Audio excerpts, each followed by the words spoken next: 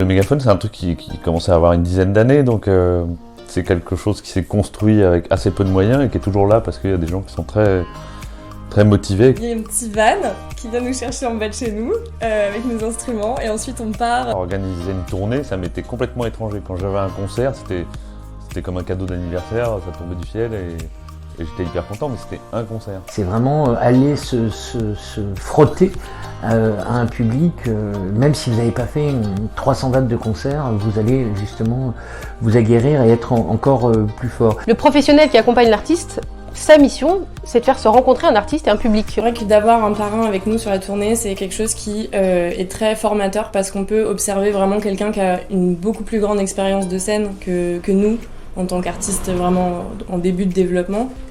Mais c'est une super école, je pense, pour les autres, pour les filleuls, d'arriver dans n'importe quelle condition, de se démerder. Un des attraits principaux que j'ai trouvé au Mégaphone Tour, c'est qu'on a l'opportunité de rencontrer d'autres gens. Alors, un soir, on a joué dans un centre Emmaüs. Pour moi, c'était le highlight de la tournée. Tu leur apportes la zik, tu leur apportes la teuf. Forcément, ils sont contents. J'avais peut-être un peu trop de confiance en moi et le Mégaphone m'a aidé à remettre les pieds sur terre. À chaque soir, il y a quand même, on a toujours réussi à partager, à échanger quelque chose avec le public. Il faut que le public maintienne l'envie et la curiosité et se déplace. C'est aussi, c'est quasiment un engagement qu'on demande au public. Et si vous allez voir un groupe en concert et que c'est pas un truc connu, installé, qui existe depuis longtemps, mais au contraire un truc un peu vert, émergent, et que genre c'est propre, carré, qualité professionnelle, c'est presque sûr que derrière il y a eu un truc du style mégaphone. C'est compliqué quand on est un jeune artiste de tourner, de se produire devant des gens. Donc quelle que soit l'initiative qui permet ça, il s'agit de la soutenir. Je pense que c'est hyper important de soutenir ce genre de dispositif parce que c'est, par exemple, on a joué dans des endroits où on n'aurait jamais été amené à jouer de par nous-mêmes.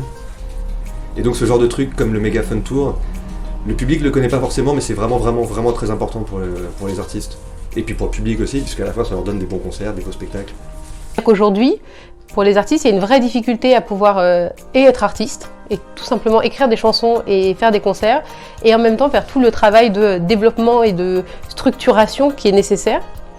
Et je trouve que d'avoir un partenaire comme le Mégaphone, c'est indispensable. Le Mégaphone Tour est essentiel dans la carrière d'un artiste, tout simplement parce que c'est pour moi la vraie première étape de professionnalisation.